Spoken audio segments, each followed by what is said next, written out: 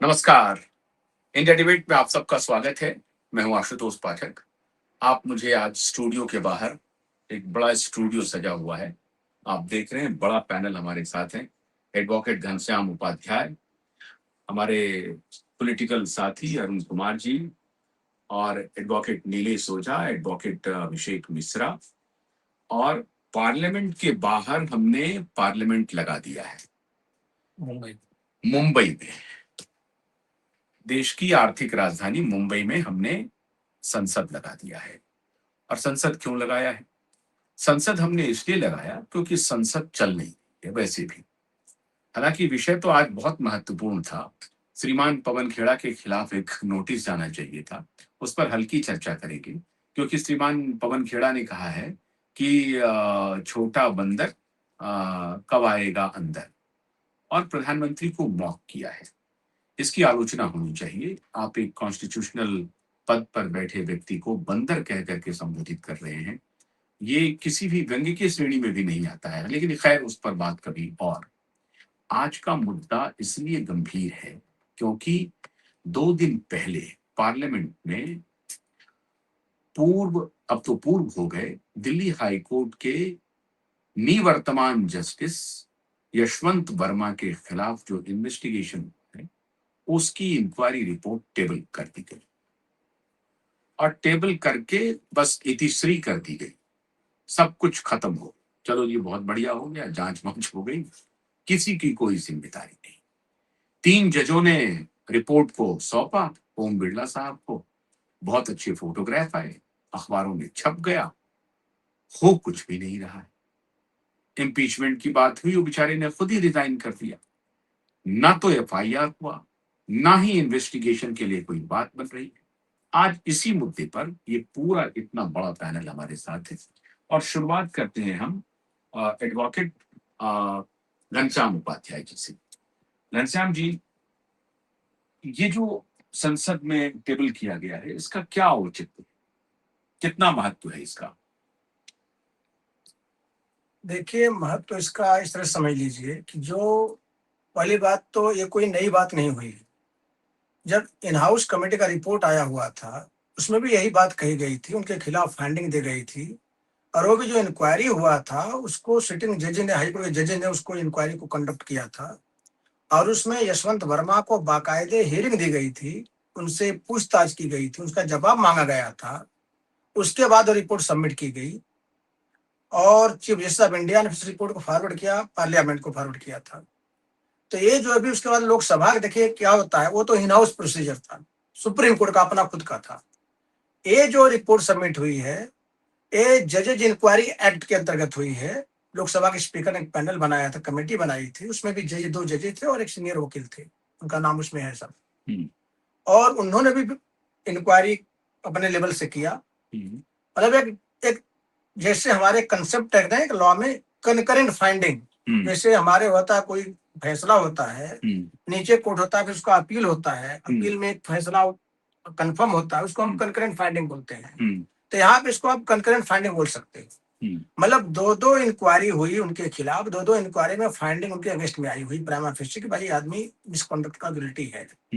तो इससे ज्यादा और देश को क्या चाहिए, इन्वेस्टिगेटिंग एजेंसी को, सरकार को, सुप्रीम कोर्ट को क्या चाहिए? कोई ये सवाल नहीं पूछा कि एफआईआर अब क्यों नहीं हो रहा है? नहीं, क्या सीबीआई, क्या ईडी, इन्फोर्समेंट डायरेक्टरेट सिर्फ इस आधार पे कि अब तो पार्लियामेंट के द्वारा, मतलब ओम बिरला के द्वारा जो कॉन्स्टिट्यूट किया गया था कमेटी, उनके द्वारा, और इन हाउस कमेटी, इन लोगों के फाइंडिंग्स में पता चल गया है कि ये गिल्टी पाए गए, तो क्या ये दोनों एजेंसी सुओ मोटो कुछ कर सकती है, या डरी हुई है कि भाई हाई कोर्ट के जज हैं, पार्लियामेंट में मुद्दा चल रहा है, हम कैसे जाकर के नहीं लेंगे? देखिए, कानून में ऐसा कोई प्रावधान नहीं है। ऑन द कॉन्ट्री, कानून में उनके ऊपर ड्यूटी है उनकी, उनकी ड्यूटी बनती है। अगर नहीं करते हैं तो कानून में वो अपराधी बनते हैं।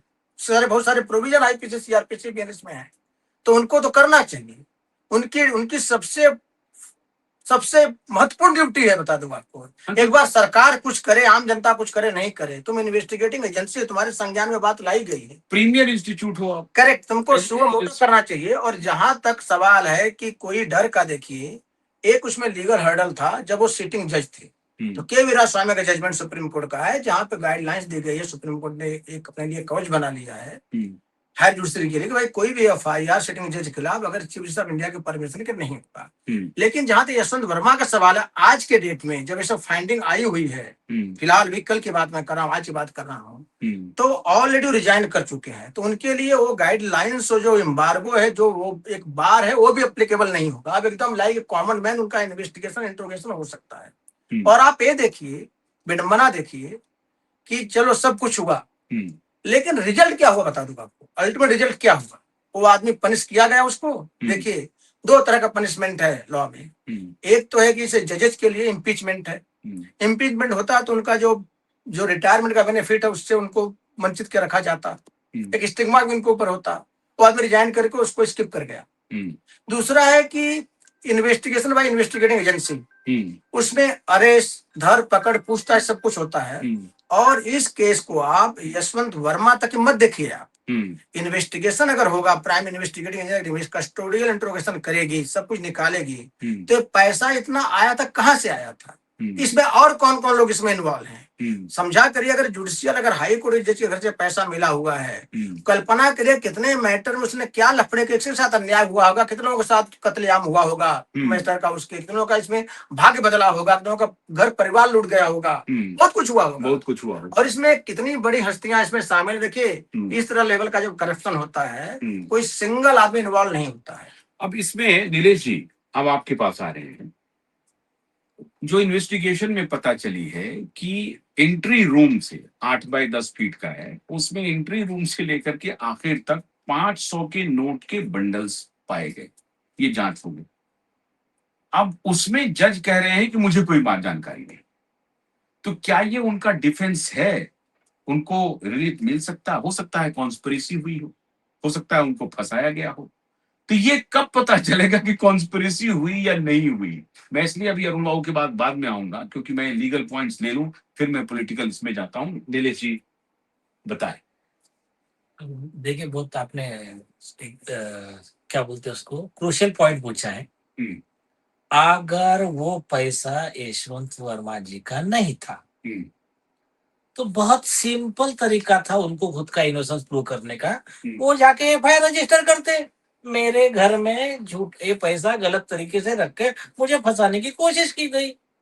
अगर वो सच हो, इन्वेस्टिगेशन हो जाता। सच अगर वो रहते तो दोषी पे कार्रवाई हो जाती, सारा जुडिशरी उनके साथ में खड़ा रहता। जुडिशरी ने फाइंडिंग दे दिया इनका क्रिमिनल मिसकंडक्ट है। आप तो यशवंत वर्मा के पास में कोई डिफेंस नहीं है अभी। और कोर्ट ने जब जो इन-हाउस प्रोसीजर थी कमिटी, उन्होंने उनको गलत पाया करके तो जुडिशियल वर्क निकाल लिया ना, और वो ऑर्डर को उन्होंने चैलेंज नहीं किया। तीसरी बात, उन्होंने रेजिग्नेशन दे दिया। तो अब एज ऑन डेट ये आरोपी है ग्रॉस करप्शन के बोलो, या फिर miss appropriation of public money के बोलो, या होल्डिंग द अनअकाउंटेड मनी। तो मनी लॉन्ड्रिंग वाले ये सारे सेक्शन इन पे लागू होते हैं। अब देखिए, कॉमन मैन में बता रहा हूं, जो वकीलों में और कॉमन मैन में चर्चा है, अराउंड 200 करोड़ के आसपास का पैसा था। 200 करोड़? हाँ, 200 करोड़ के। तो केजरीवाल जी को राम मंदिर में पता चल जाता है 200 करोड़, इसमें राम क्यों नहीं बोल रहे हैं कुछ? नहीं, सुनो, कैसा है, केजरीवाल जी नहीं, लेकिन आपको ना जो कॉन्स्टिट्यूशन मार्केट में मिल रहा है ना, वो थोड़ा आधा कॉन्स्टिट्यूशन है। ये एक हमारा एक सीक्रेट कॉन्स्टिट्यूशन है। सीक्रेट कॉन्स्टिट्यूशन में ऐसा लिखा हुआ है, जजेस देश भेज दे, जजेस करप्शन कर ले, जजेस कुछ भी फोर्जरी ऑफ रिकॉर्ड कर ले, तो जजेस को खिलाफ में बोलोगे तो आप उस किंग के खिलाफ, ऑल माइटी के खिलाफ। अब लॉर्डशिप बोल बोल के कुछ चमचे वकीलों ने तो इनको, इनके चीफ जस्टिस ऑफ इंडिया ने स्पीच में बोला कि लोग तुमको माय लॉर्ड बोलते हैं और आपके फालतू के जोक पे भी हंसते, क्योंकि बेचारों को उनका ऑर्डर लेना रहता है, तो आपके खुद को भगवान समझने लग गया। तो ये जो तथाकथित करप्ट जजेस का और उनके दलाल वकीलों का जो कोटरी है, तो इनका एक अलग से अनरिटन कॉन्स्टिट्यूशन है तुम्हारे लिए, उनका आपस में सीक्रेट है, अंडर हैंड डीलिंग है। तो जब भी कभी ऐसा आ जाएगा तो कॉमन मैन ने बोलने का नहीं, उनको आपके लॉ लागू नहीं होते, आपका संविधान लागू नहीं होता। तो या तो फिर वो ओरिजिनल संविधान सरकार लोगों को बताए, या तो उसका पालन नहीं हुआ, इनके ऊपर मतलब आप कह रहे हैं कि जस्टिस यशवंत, आपको जस्टिस कहना ठीक नहीं है, जस्टिस चोर यशवंत वर्मा। नहीं, हाँ, मेरे वर्ड लिखिए अब, चोर यशवंत वर्मा, जो चोर चोर, भ्रष्टाचारी और 200 करोड़ का हिसाब दे।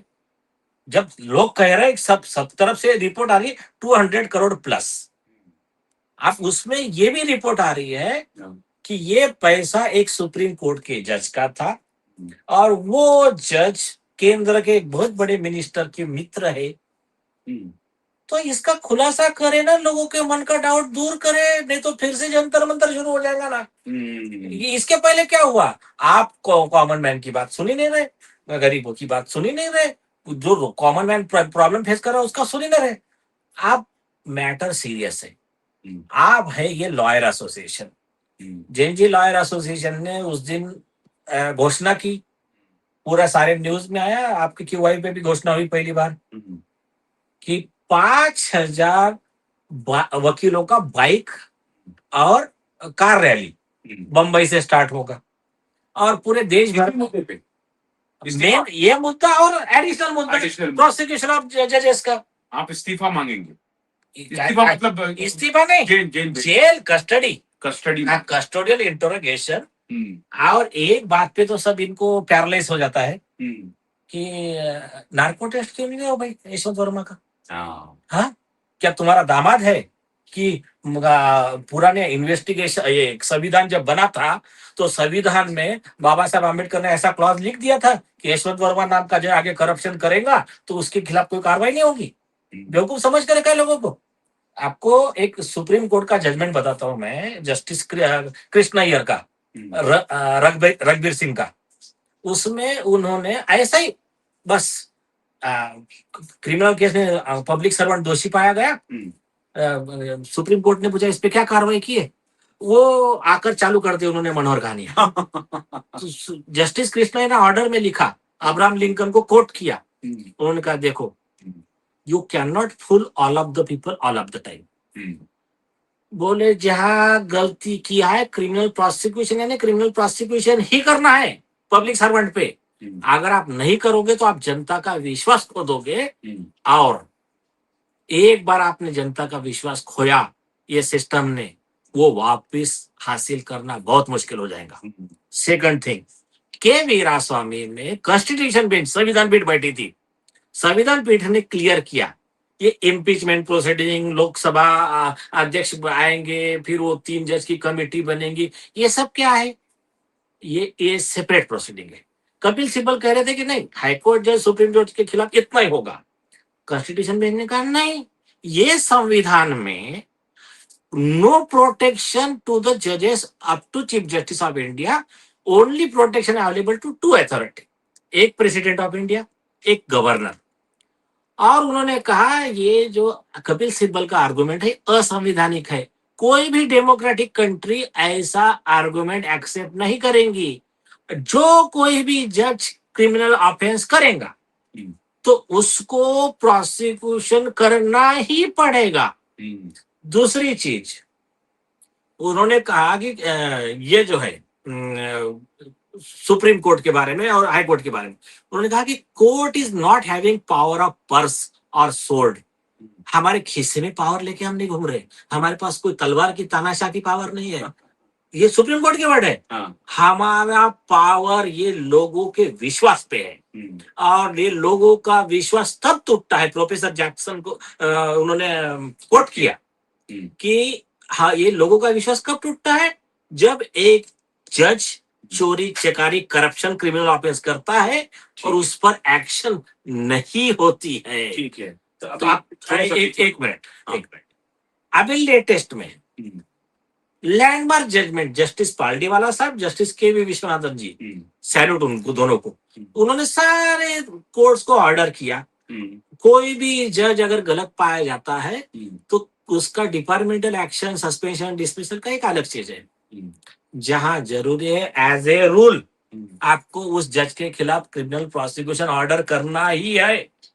हाँ, तो ये जो है ना, ये जो हो रहा है, ये उस संविधान के खिलाफ हो रहा है जो इन्होंने के वीरास्वामी में सुप्रीम कोर्ट ने देखा था। तो अभी तुमने नया कौन सा संविधान का अमेंडमेंट किया 4 लोगों ने बैठ के, वो हमको नहीं मालूम है। ठीक है। अब अरुण जी, आपसे हम सवाल पूछ रहे हैं। आप तो 2 बार के सांसद हैं, लेकिन आप बागी सांसद रहते हैं, हमेशा जनता की आवाज उठाने वाले हैं, और इसीलिए अनफॉर्चुनेटली अभी आप संसद में नहीं। सांसदों की तरफ से, पॉलिटिशियंस की तरफ से ये बात क्यों नहीं उठ रही है कि भाई जजेस के खिलाफ इतना बड़ा मामला आया है, इसका जो प्रोसीडिंग्स होनी चाहिए और प्रोसिक्यूशन होना चाहिए वो नॉर्मल होना चाहिए, क्यों नहीं हो रहा? क्योंकि ये जुडिशरी में विश्वास बहाली का सवाल है, अभी जो नीलेश जी ने बताया। तो पॉलिटिशियन कहाँ डरे हुए हैं? क्या वो पहले से ही? देखिए,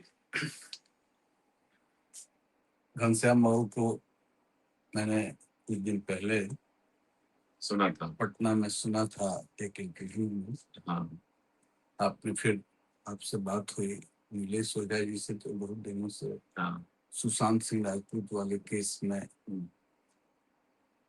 समाज की चिंता जिसको भी है वो चिंतित है, और उसकी आवाज बंद है, यह भी तय है। मैं भी इसका शिकार हुआ हूँ, मैं तो भुक्तभोगी हूँ। आप ये- कैसे भुक्तभोगी हैं? मैं आज उसकी चर्चा नहीं करूंगा, अच्छा, हाँ, लेकिन मैं भुक्तभोगी हूँ, हम्म, और मैं मानता हूँ कि judiciary is the last hope hmm, कमजोर लोगों की। हम्म, तो संविधान कमजोर लोगों के संरक्षा के लिए है, और संविधान जिस समय बन रहा था तो ये लोगों ने नहीं माना होगा कि पॉलिटिशियन के लिए बहुत चेकमेट्स, जजेस के लिए नहीं। हाँ, पॉलिटिशियन को चुनाव में जाना पड़ता है, बहुत सारे चेकमेट्स हर उस पास पर उस पर आज चर्चा नहीं करेंगे, लेकिन भगवान के रूप में मान लेंगे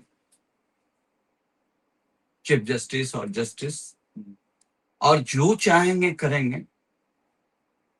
तो नतीजा क्या हुआ कि एक कालखंड है जिसकी चर्चा करना लंबा हो जाएगा। उस कालखंड के बाद जो आजादी की लड़ाई प्रोफेसर, डॉक्टर, लॉयर ये लड़े थे, और ये प्रेरणा स्रोत थे गांव खेत खलिहान के लोगों।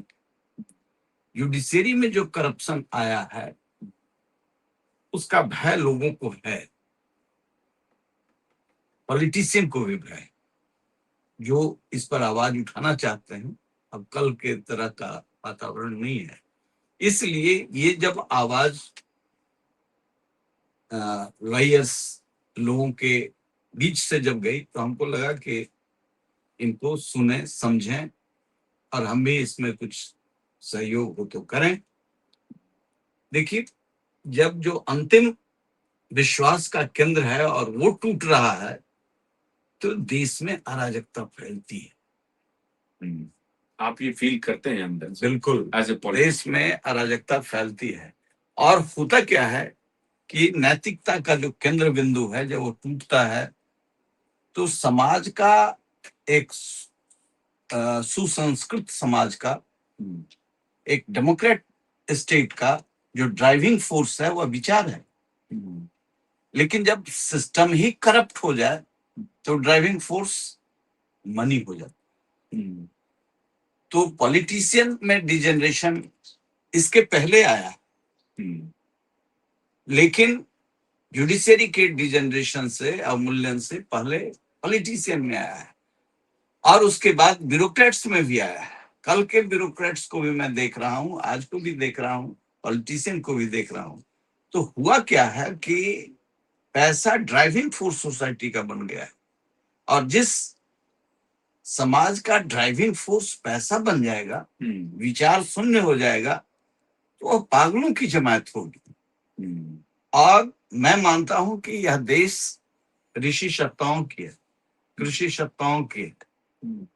तो यदि ये विचार वेस्ट है, विचार पर आधारित है, और दुनिया के लोग अभी भी, हम्म, आर्थिक दृष्टि से भारत कहीं भी खड़ा रहे, हम्म, तो दुनिया के लोग अभी भी हम्म, जो विश्व समुदाय की कल्पना करते हैं वो भारत की ओर देखते हैं। हमारी सांस्कृतिक विरासत इतना मजबूत है। तो आपको लग रहा है कि ये टर्निंग पॉइंट होगा ये टर्निंग जुडिशरी पॉइंट के है, लिए? बिल्कुल। क्योंकि इतना खतरनाक मामला आज के पहले तक कभी नहीं हुआ। जजेस भ्रष्ट होते हैं, बहुत पैसे कमा रहे हैं, लेकिन सब कुछ पर्दे में था, छुपा हुआ था मामला। क्या घनश्याम जी आपको लग रहा है कि ये टर्निंग पॉइंट होने वाला है और आने वाला दिन एक नया इतिहास लिखेगा अगर इस पर जुडिशरी ने कोई कॉन्क्रीट एक्शन नहीं लिया? तो आपको लग रहा है कि होगा?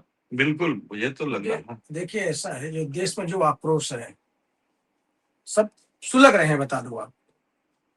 बस एक बार कोई एक आगे लीड करने को तैयार हो जाएगा और एक बार जब ये मामला आगे बढ़ेगा बिगड़ेगा तो सरकार न्यायपालिका किसी के बस के नहीं, तो इसको संभालने में सवाल नहीं पाएंगे। संभाल नहीं पाएंगे और उस समय इनको केवल पछताना पड़ेगा। बता दूं आप ये देख लीजिए कि जब संविधान बना था, जजेस को इतना हाई प्रोडक्शन क्यों दिया गया था? उसमें किसी ने कल्पना नहीं किया था कि हमारे जजेस का जो कि ऑनेस्टी, इंटेग्रिटी, मॉरलिटी इतनी खत्म हो जाएगी। उस समय ये था कि भाई जो आदमी जज है उसका खुद का अपना एक सिद्धांत वजूद रहेगा, और था लोगों का पहले। इस बात नहीं, जब संविधान बना था कृष्णा अय्यर, पीएन भगवती, आज भी है। हाँ वहां से भी लोग आए थे। आज भी गिने चुने जजेस हो सकते हैं, नहीं के बराबर हो सकते हैं, लेकिन जैसे अभी इन्होंने कहा कि जो अगर ड्राइविंग फोर्स केवल पैसा हो जाएगा तब तो कुछ नहीं बचेगा, तब उसमें सिद्धांत, विचारों को और नैतिकता के लिए कोई जगह नहीं है। आज वही हो रहा है। और इसमें कैसा होता है कि सरकार के ऊपर, सरकार के लोग अगर करते हैं तो न्यायपालिका उस पर रोक लगा सकती थी, ईमानदारी से काम करती तो सुधर सकता था चीजें। कि जब न्यायपालिका ऐसा करना शुरू करेगी तो फिर पॉलिटिशियन, ब्यूरोक्रेट, बाकी लोग कौन रोकेगा? बताइए आप। स्थिति ऐसी आ गई है कि यहाँ करप्शन करने में, देश को लूटने में ये सरकार में बैठे लोग किसी भी पार्टी के रहे, क्या ऐसा भी हो सकता है कि नहीं है। बहुत बड़े कॉन्स्पिरेसी का हो कि यशवंत वर्मा के यहाँ नोट दिलवा दो और उनको फंसा दो? हो सकता है कि ऐसा तो नहीं हो रहा है कि सारे लोग मिलकर के यशवंत चलिए। वर्मा की बात को सुन नहीं रहे हैं? देखिए, मैं आपकी बात और भी मान लेता हूँ। तो जैसे नीलेश जी ने बोला था, अगर यशवंत वर्मा अगर ईमानदार होते, सबसे पहले जाके FIR करवाते, भैया इसका इन्वेस्टिगेशन हो, इन्वेस्टिगेशन भागते नहीं। दूसरी बात, अगर कोई उनको फंसा सकता था, इतने लेवल पे, इतने बड़े लेवल पे कौन फंसा सकता है? एक सिटिंग जज के, हाईकोर्ट के जज को घर में, जो कि उसके परिवार के साथ में वहां रह रहा है, उसकी भी एक व्यवस्था होती है। हाईकोर्ट के जज कोई वॉचमैन नहीं है, वो उसकी व्यवस्था होती है। वो अकेले कभी नहीं रहता है, कहीं भी जाता है तो अकेले नहीं रहता, प्रोटोकॉल होता है। घर पे रहे, बाहर रहे, कहीं भी जावे। ऐसे में अगर उसके घर पे इस तरह से पैसा प्लांट करके और बाद में फायर लगा करके देश को दिखा दे रहे, ये बहुत बड़ी कॉन्स्पिरेसी होती है हाईकोर्ट के जज को फंसाना। तो इसमें किस लेवल के लोग इन्वॉल्व होंगे सोचिए। ऐसा अगर हुआ होगा, जजेस, सुपीरियर जजेस होंगे सामने। सुपीरियर जजेज, या तो इसमें पार्लियामेंट में या राजनेता, बड़े लेवल कोई राजनेता इन्वॉल्व होगा जिसका कि सब कंट्रोल कर, सब पे, जिसका सब जगह मतलब इतनी पकड़ होगी। तो अगर इतने लोग इन्वॉल्व होते तो वर्मा पे तो जेल क्यों नहीं जाते? तो आदमी FIR करेक्ट। अगर इतना बड़ा इन्वॉल्वमेंट अगर होता है इनको फंसाने में तो बहुत बड़ी अपॉर्चुनिटी थी, उसका पर्पस सर हो गया, इनको जेल भेजता। और ब्रदर जजेस सब उसके साथ में खड़े रहते। हाँ, लेकिन ऐसा नहीं हुआ। अगर एक भी अगर पहलू हम मानते हैं कि चलो उनको फंसाने का भी चांसेस हो सकता है, कुछ लोग ऐसा कर रहे हैं, तो इसका भी तो इन्वेस्टिगेशन होना चाहिए ना कि भैया किसने इतने लेवल पर काम किया। अगर ऐसा होगा तो न्यायपालिका सेफ कैसे रहेगी? तो उसको दंडित किया जाए। इन्वेस्टिगेशन तो हो रहा है। हाईकोर्ट जज को लाने वालों नहीं तो कंप्लेंट करने की विधायिका और जुडिशरी दोनों अपना साख गंवा रही है ना। विधायिका जो कानून बनाने वाले हैं, पॉलिटिशियंस, वो भी साख गंवा रहे हैं। आप भी गवा नहीं रहे हैं, मैं तो खत्म कर इतना दिए। कह रहा हूँ कि ये दोनों मिलके काम कर रहे हैं, समझे ना? हाँ, बता दो क्या है इसमें, कहीं ना कहीं दोनों का इन्वॉल्वमेंट है। देखिए, ये बताया ना कि अकेले यशवंत वर्मा का काम नहीं है, और ये मामला किसी पार्टी का नहीं है, जो भी सरकार में रहती है उसको काम करना है। देखिए, वो दोनों मिलकर के करते इसमें हैं। देखिए पूरा एक लिंक है। जब चेन निकलेगा तो बड़ी बड़ी हस्तियां इसमें आएंगी, इसमें बहुत सारे सिटिंग जज आएंगे। इसमें देखिए क्या होता है, बहुत सारे रिटायर्ड जजेज आ सकते हैं, पॉलिटिशियन बड़े लेवल पे आएंगे। बता दूं, इसके लिए इसकी लिपापोती की जा रही है। इसमें केवल ये जो कल बताया, रिपोर्ट आपने सबमिट किया, क्या किया उसके बाद, क्या किया? रिपोर्ट सबमिट होगा, सरकार भी क्या फैसला ले रही है? अगर कंकरेंट फाइंडिंग, दो कमेटी की फाइंडिंग हो गई, अब आपके लिए बचा क्या है? लॉ में रिक्वायरमेंट क्या है बताइए? कि FIR करने के लिए क्या रिक्वायरमेंट लॉ में? ये केस तो ऐसा है, इसमें चार्ज फ्रेम करने का केस है, उसको डिस्चार्ज नहीं नहीं, नहीं बेल नहीं मिलेगा, कन्विक्शन का केस कन्विक्शन का केस है। देखिए प्रिवेंशन ऑफ पर्सन एक्ट में सुप्रीम कोर्ट के जज की कमेटी फाइंडिंग दे रही है कि he is guilty of misconduct. ये पैसा उसके घर में था और उस पैसे के उसका ही पैसा था और उसके पास में एक्सप्लेनेशन नहीं था पैसा कहां से आया। अब ये देने के बाद में अगर पुलिस ये कहती है कि हम सोचेंगे, देखेंगे, दाल अभी मेरी गर्म हो रही है, खाना बन रहा है मेरा, मेरी बीवी का फोन आ गया, मैं जा रहा हूँ उधर, तो ये बेवकूफ तुम कितना बनाओगे पब्लिक को? अभी सारा हिसाब देना पड़ेगा। रुको जरा। और ये सीजेपी का आंदोलन कुछ भी नहीं था। आंदोलन कैसा रहता ना, अभी देखना। मैं वो नारा है ना, अभी अपना जेएनजी लॉयर एसोसिएशन का नारा है, तुम देखोगे अपनी आंखों से, हमारे इलाकों से, देखते जाओ अभी। और तो और ऐसा नहीं है हमारा। इसमें बचने का रास्ता क्या है? किसका? सरकार के पास बचने का क्या है? किसके पास? सरकार चाहेगी कि हाँ ये हो। अरे छोड़ दे। ये तो कह रहे हैं कि देखिए सरकार वो दोनों देखिए मिलके देखिए मैं बता रहा हूँ सरकार के पास, बता दूं अब ऐसी हालत में सरकार सबसे बड़ी दोषी मानी जाएगी। क्यों बता दूं आपको?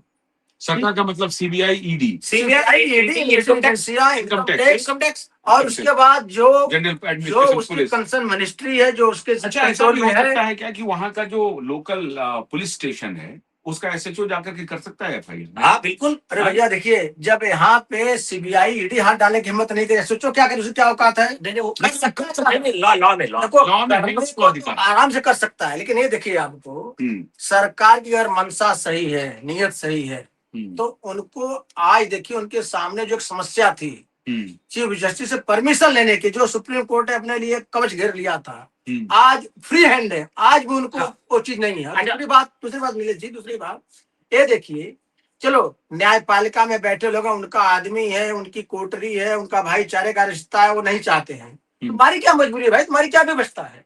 तुम क्यों नहीं एफआईआर कर रहे हो? तुम इन्वेस्टिगेशन क्यों नहीं करवा रहे हो? अच्छा अरुण बाबू, ये बताइए आप तो एक मिनट। हाँ, ये जो अभी उपाध्याय जी ने जो स्टेटमेंट दिया, इनके पिटीशन में भी ये पॉइंट था, इनके पहले इंटरव्यू में भी यही पॉइंट था, और इसी पॉइंट पे उपाध्याय जी को सपोर्ट करने वाला स्टेटमेंट कल सीनियर काउंसिल इंदिरा जय सिंह ने भी दिया।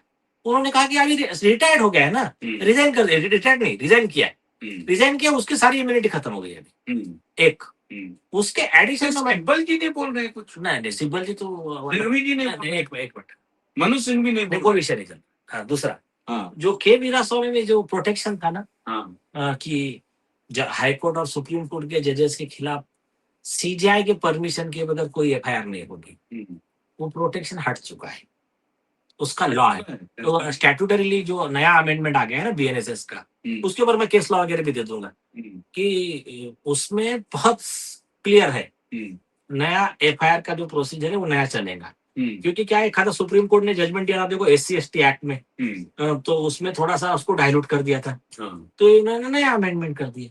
तो जब नया अमेंडमेंट आता है तो सुप्रीम कोर्ट का जजमेंट वो स्टैट्यूटरीली ओवररूल हो जाता है। तो अब सेम अभी बीएनएसएस आ गया है, तो बीएनएसएस को ओवररूल करने वाला अभी जजमेंट आया नहीं है, या फिर नया, और नया ये लॉ ला नहीं सकता है सुप्रीम कोर्ट। इसके लिए बहुत लैंडमार्क कॉन्स्टिट्यूशनल प्रोविजन तो है ही, लेकिन लैंडमार्क जजमेंट है शारगंदर सिंह चौहान का, जस्टिस गांगुली, जस्टिस जय सिंह वाला, वो सारा कॉन्स्टिट्यूशन वगैरह सब कोट करके लिखा है कि जो सीआरपीसी की प्रोविजन है रजिस्ट्रेशन ऑफ एफआईआर की, उसको बाईपास करने के लिए अगर कोई भी आरोपी को बचाने का प्रोविजन करेगा कि डायरेक्ट एफआईआर नहीं होने देगा, तो वो संस्था, वो अधिकारी 10 लाख रुपए कॉस्ट लगाया है सुप्रीम कोर्ट ने, सब कोर्ट करके। और तीसरी चीज, के वीरास्वामी में भी और ये सुभाष अग्रवाल के केस में भी सुप्रीम कोर्ट ने 50 बार क्लियर किया है, जजेस आर पब्लिक सर्वेंट, उनको कोई एक्स्ट्रा प्रोटेक्शन नहीं है। नहीं, तो हम ये जानना चाहते हैं कि एक नॉर्मल एसएचओ जो उनके पेरिफेरी में आ रहा है, उनके क्षेत्र में, वो चले जाए, अगर उनका दिमाग खराब हो जाए, मारो सीटी और ईडी, मैं वही बता, मैं एफआईआर करूंगा, कर सकता है ना वो? अरे इसमें क्या हुआ था फिर, जस्टिस निर्मल यादव के केस में क्या हुआ, ब्राइब का पैसा लेके आदमी पहुंच गया। ये और बात है कि आपकी दिल्ली पुलिस करेगी। एक मिनट, नहीं सुनो, मैं उस पर आ रहा हूँ। ब्राइब का पैसा लेके कहाँ पहुंचा? जस्टिस निर्मलजीत कौर के घर पे। वो आपने बताया। हो गया। अब होने के बाद में उन्होंने इन्फॉर्म किया लोकल पुलिस को, लोकल पुलिस ने प्रोसिक्यूशन स्टार्ट किया, और बाद में फिर फॉर्मेलिटी कंप्लीट किया। तो ये फॉर्मेलिटी कंप्लीट करना ऑब्लिगेशन ऑफ जो prosecution of offender is obligation of state. हाँ, अगर पुलिस ऑफिसर ऐसा नहीं करता है, टाइम पास करता है, हम्म, तो उसके ऊपर कंटेम्प्ट होता है ललिता कुमारी के हिसाब से। उसके ऊपर आईपीसी 218 में जो भी नए बीएनएस के सेक्शन है, 256 वगैरह जो भी बीएनएस के, तो मैं ट्रेन तक जा रहा हूँ एक सर। मिनट एक मिनट, हाँ। तो ये कार्रवाई होती है। मैं आपको और एक सिंपल एग्जांपल बताता हूँ। रमन लाल में बिना चीफ जस्टिस ऑफ इंडिया के परमिशन के हम्म, हाईकोर्ट जज पे एफआईआर का ऑर्डर किया मजिस्ट्रेट ने, मजिस्ट्रेट के डेरिंग और कंप्लेंट था वकील। तो अगर उपाध्याय जी मजिस्ट्रेट कोर्ट में पहुंच जाते हैं, वो केस लॉ दिखाते हैं या कोई भी वकील पहुंचता है, तो मजिस्ट्रेट को बाउंड है एफआईआर का ऑर्डर करना। और उसको चैलेंज किया था हाईकोर्ट जज ने। वो जजमेंट रमनलाल वर्सेस स्टेट 2001 सीआरएलजे 800, ये जजमेंट है। वो मजिस्ट्रेट का ऑर्डर हाईकोर्ट ने भी अपील किया, सुप्रीम कोर्ट में भी एसएलपी डिसमिस हुई। तो लॉ ऑलरेडी सेटल्ड है। इसका मतलब ये हुआ कि दिल्ली पुलिस कमिश्नर भी घेरे में है और हाँ। इस इलाके का एसएचओ भी घेरे में है। यस, मतलब अगर मान लीजिए कि जुडिशरी आज बिल्कुल ये तय कर ले कि मुझे अपनी साख को बहाल करना है किसी भी सूरत में, हाँ, और मैं इसका फेयर इंक्वायरी चाहिए, हाँ। और मैं सबसे पूछूंगा जो भी रिस्पॉन्सिबल लोग हैं, एसएचओ, जब तुमको जानकारी मिली एफआईआर क्यों नहीं लिखा, हाँ। दिल्ली पुलिस कमिश्नर आपने क्यों नहीं लिया, ईडी का जो डायरेक्टर है उसको, सीबीआई के डायरेक्टर उसको, और सुप्रीम कोर्ट के वो जज, हाँ, नंबर 1 जस्टिस दीपांकर दत्ता, आपके कोर्ट में पिटीशन आई, एडवोकेट मैथ्यू ने दोबारा की। आपको जरूरत क्या थी, कोई कंप्लेंट है नहीं है, आप डायरेक्ट बोलते कि फॉरगेट हो मैथ्यू की क्या कंप्लेंट है और उनकी क्या पिटीशन है। आपका जिम्मेदारी था कि आप सवाल पूछते ईडी सीबीआई इनकम टैक्स से कि क्यों इस सीरियस मैटर में इन्वेस्टिगेशन नहीं हो रहा है। जरूरी नहीं आपको अरेस्ट ही करना है यशवंत वर्मा को, अरेस्ट तो बाद में कर लेंगे। इन्वेस्टिगेशन क्यों नहीं हो रहा है, आप आपकी जिम्मेदारी से क्यों भाग रहे हो, एक। दूसरा, जस्टिस नरसिम्हा और जस्टिस अपने आलोक आराधे जी, आप पूरे देश को जवाब दे हो, you are bound to answer कि जब एडवोकेट घनश्याम उपाध्याय साहब का पिटीशन आता है तो आप क्या करते हो, पिटीशन तो एक्सेप्ट करते नहीं, ऊपर से क्या बोलते हो कि चीप पब्लिसिटी। क्या चीप पब्लिसिटी, वो पर्सन उसका ड्यूटी परफॉर्म कर रहा है। आपके आरके जैन के केस में और अनिरुद्ध बहल के केस में आर्टिकल 51A में और सबसेक्शन H में ये उनका ड्यूटी है। तो इनके खिलाफ भी हो सकता है प्रोसिक्यूशन। हाँ, एक मिनट, ये उन्होंने कहा चीफ पब्लिक तो दे आर आंसरेबल, और उनके खिलाफ में हम राष्ट्रपति के पास में अभी केस फाइल करने वाले हैं इन जजेस के खिलाफ में कि they cannot reject the petition. Reject छोड़ो, दे कैन नॉट डिस्करेज। तो इसमें जब आदमी कॉग्निजेबल ऑफेंस का पिटीशन लेकर आया तो आपका क्या जिम्मेदारी था, आप उसमें लिखते कि इनके जो आरोप है ये सही है या गलत है। गलत लिख ही नहीं सकते क्योंकि तुम्हारे ही कॉलेजियम की, तुम्हारे ही इन हाउस प्रोसीजर की कमिटी जो है उसका फाइंडिंग है। अब नया भी फाइंडिंग आ गया, तो इतने सीरियस कॉग्निजेबल ऑफेंस में आपने देखिए आरके जैन की डेफिनेशन के हिसाब से advocate Ghanshyam Upadhyay is whistle blower, उनको प्रोटेक्ट करना है, उनको रिस्पेक्ट करना है आपने, उसको उनको इनकरेज करना है। दो टाइमलाइन में देता हूं। एक टाइमलाइन जब घनश्याम उपाध्याय जी के पिटीशन को वो डिसमिस करते हैं, हाँ। उसके 2-3 दिन के बाद ही पार्लियामेंट में रिपोर्ट आ जाती ये आपने जैन जी लॉयर एसोसिएशन के इस पे जाने अनाउंसमेंट, हाँ, जैन लॉयर एसोसिएशन ने कहा कि हम रैली लाखों से रोड पे उतरेंगे। उसके बाद पार्लियामेंट में आ जाती है रिपोर्ट। हाँ। इसका मतलब है कि जो घनश्याम उपाध्याय जी का पिटीशन था वो सही है, वो सही है, तो वैसा भी पहले भी सही था, पहले भी सही था। हाँ। अब तो पार्लियामेंट के फ्लोर पे चला हाँ, गया। yes। लार्जेस्ट पंचायत जो है सुप्रीम देश की, कोर्ट की कमेटी है, सुप्रीम कोर्ट की कमेटी है। अब मेरा मानना है कि जस्टिस आलोक आराधे ने जो कहा कि नहीं हम डिसमिस कर देंगे, हम नहीं सुनते हैं, मतलब अब तो बोनाफाइड केस बनता है ना जस्टिस आलोक आराधे और जस्टिस दूसरे कौन है, नरसिम्हा जी। इन दोनों का जवाब देना पड़ेगा देश को। यस, और देश को क्या अभी ये जो जवाब देना है ना, हाँ। अभी हम राष्ट्रपति के पास केस फाइल कर रहे हैं कि ये जो डिस्करेज किया गया, जिसमें देखिए अगर वो ये कहते कि मिस्टर उपाध्याय आपका पिटीशन आप हाई कोर्ट जाइए, अल्टरनेट रेमेडी अवेलेबल हो, तो एक बार समझ सकते थे। लेकिन जो वर्ड यूज किया चीप पब्लिसिटी, तो ये डिस्करेजिंग डिफेम भी किया ना, डिफेम किया ना। एक लॉयर को आप डिफेम कर Yes, देंगे। और डिफेम के लिए देखिए पर्सनल कमेंट करने के लिए जज को कोई प्रोटेक्शन अवेलेबल नहीं है। बीएस शंभू का 1983 का सुप्रीम कोर्ट का जजमेंट है कि जब जज पर्सनल रिमार्क करता है तो देन जज इज नॉट प्रोटेक्टेड, बिना सैंक्शन के जज के खिलाफ केस फाइल हो सकता है।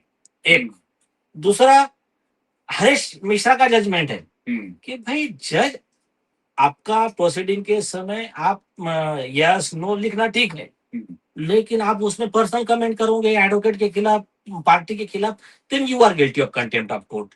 तो ये सारी लीगल प्रोसीडिंग अभी ली जाएंगी। ठीक है, हाँ ठीक है। अरुण जी, आपको मैं अनकंफर्टेबल नहीं करना चाहता क्योंकि आप एक सत्तारूढ़ पार्टी के गठबंधन में हैं।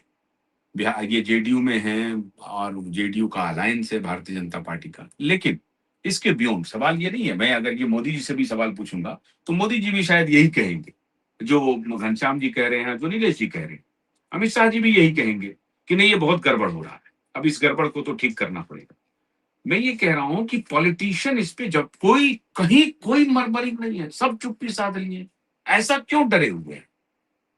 नहीं, देखिए मैंने कहा ना कि जब समाज का ड्राइविंग फोर्स मनी हो जाए, हाँ, पॉइंटेड जवाब दीजिए। अच्छा एक ड्राइविंग इनको थोड़ा मैं इनका सपोर्ट करता हूँ। एक मिनट में आगे इनको काम में आएगा। नहीं, बाद में वो जवाब देंगे तो आसान रहेगा। देखिए कोई भी पॉलिटिकल लीडर, ये फैक्ट है, उनको इतने इफ्स और बट्स ना कोर्ट्स के नहीं मालूम है। हाँ, ये भी हो सकता है। हाँ, तो नेचुरल है। और क्या करके नहीं, एक माहौल बना हुआ है, सुप्रीम कोर्ट, हाई कोर्ट, जज, अरे यार इसके खिलाफ कुछ मत, नॉर्मली नहीं बोलते, ऐसा बना दिया है। तो एक उसको रिस्पेक्ट भी रहता है संस्था का, और नॉर्मली बोलते हैं कि हमको उसके जो टेक्निकलिटीज वगैरह नहीं मालूम, तो ज्यादा बोलना ठीक नहीं। तो इसके ऊपर जस्टिस कृष्णा अय्यर ने फुल बेंच था, तो हुआ क्या था कि इन्होंने न्यूज छापा था, किसने, इंडियन एक्सप्रेस ने, कि इंदिरा गांधी ने सुप्रीम कोर्ट को और चीफ जस्टिस को पैक कर दिया है, करके ऐसे डिसीजन आ रहे हैं, तो उनको कंटेम्प्ट का नोटिस गया। तो उसमें खुद जस्टिस कृष्णा अय्यर ने लिखा रिमुलगांवकर में, ये जो हुआ है ना, न्यायपालिका से विश्वास कम हुआ है, ये ऐसे न्यूज की वजह से नहीं हो रहा है, ये विश्वास कम हो रहा है हमारी गलत हरकतों की वजह से। और उसके लिए उन्होंने कहा कि जजेस और वकील दोनों ने इंट्रोस्पेक्शन करने की जरूरत है कि हमने जो सिस्टम है हाई कोर्ट का, सुप्रीम कोर्ट का, जो भी है, तो ये हमने इतना कॉम्प्लिकेटेड करके रखा है कि कॉमन मैन का जुडिशरी से विश्वास खत्म होता जा रहा है। तो ये खुद सुप्रीम कोर्ट ने एडमिट किया है। अब आपको मिल गया पॉइंट। बोलिए, अब तो बोलिए। ठीक कह रहे हैं, बिल्कुल नीलेश जी की बात से हम सहमत हैं। देखिए पहला अपना कंफर्ट जोन बनाया लेजिस्लेटिव, कंफर्ट जोन इसलिए बनाया कि जितने रिटायर्ड जजेस हैं, यदि प्रो गवर्नमेंट रहे, किसी एक गवर्नमेंट की बात नहीं है, हिस्टोरिकली वो हम भी जानते हैं कि इनको रिटायरमेंट के बाद क्या क्या मिला।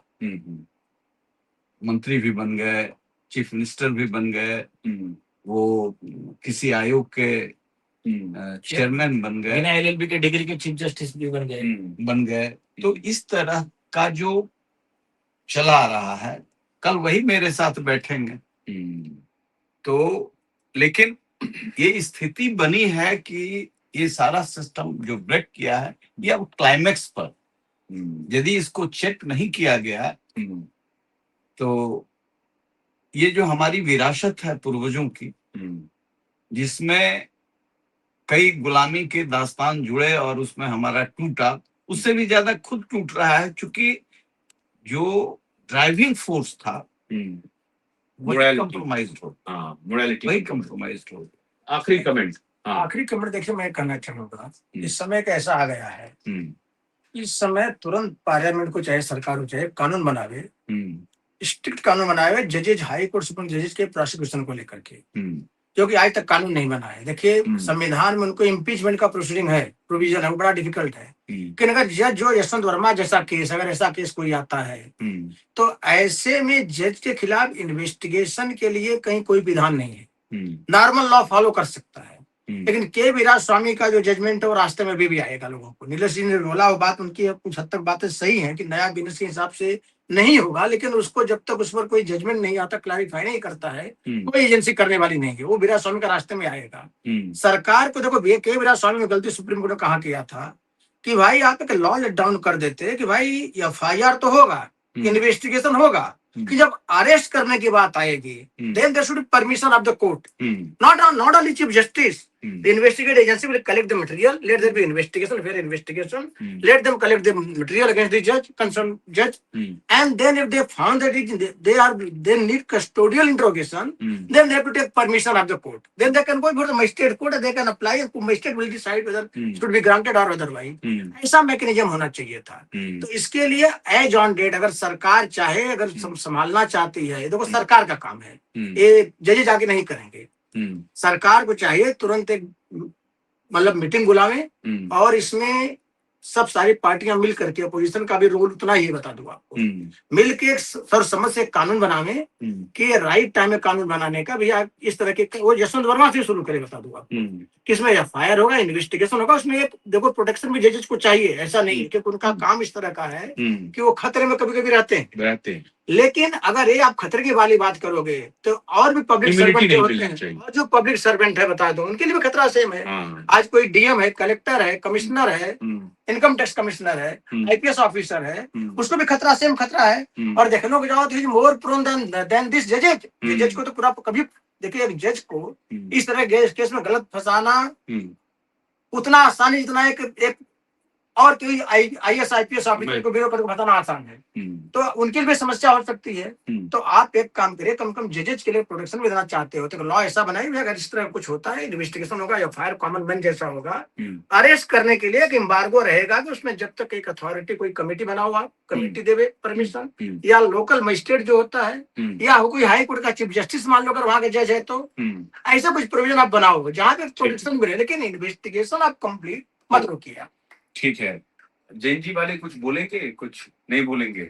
आप थोड़ा इंतजार कर रहे हैं, बड़े सीनियर लॉयर सब बैठे हुए हैं। नहीं, जो अभी ऑलरेडी आपके जैन जी लॉयर्स के मन में क्या चल रहा है? अभी तो कह रहे हैं कि आएंगे लाखों से, अभी तो नोटिस दिया है, हाँ। देखिए उसका जवाब वगैरह क्या आता है, उसके हिसाब से सब कोर कमेटी जो है उसको कोई डिसीजन दी। अच्छा, ठीक है। लेकिन मैं दरखास्त करूंगा अपने देश के प्रधानमंत्री नरेंद्र मोदी जी से और केंद्रीय गृह मंत्री अमित शाह जी से। मैं लगातार, आप देख रहे होंगे कि हमारे क्यूआईट पे मैं कोशिश कर रहा हूं कि उनकी जो अच्छी बातें हैं उनको भी दुनिया के सामने दिखाएं। जो एजेंडाधारी पत्रकार हैं उसमें हम शामिल नहीं हैं, स्क्रीन हैक करने वालों में। बहुत बहुत शुक्रिया एडवोकेट नीलेश ओझा और अरुण कुमार जी और एडवोकेट घनश्याम उपाध्याय जी।